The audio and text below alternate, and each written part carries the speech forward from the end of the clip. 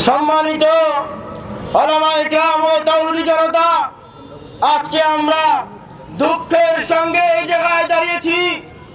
আমরা আশা করেছিলাম ডিসি মহোদয়কে স্মারকলিপি দিয়েছি, বন্ধ হয়ে যাবে।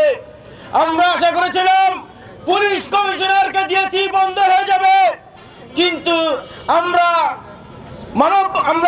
সংবাদ সম্মেলন করেছিলাম গতকাল, মনে করেছিলাম বন্ধ হয়ে যাবে। কিন্তু গত রাত্রে বোয়ালিয়া থানায় আমাদেরকে ডাকা হয়েছিল, তারাও ছিল আমাদের সঙ্গে। আমি স্পষ্ট ভাষায় বলে দিয়েছি, বাংলার জমিন 1947 সালে দেশ ভাগ হয়েছিল একমাত্র ইসলামের জন্য। কোন বাতিল শক্তি এখানে থাকতে পারে না, জনগণ থাকতে দিবে না। কালকে থানার ভিতরে ওসির সামনে বলেছি, জনগণ দেখিয়ে দিবে হিজবুত শয়তান এই রাজশাহীর বুকে কোন প্রোগ্রাম করতে পারবে না, করতে দেওয়া হবে না।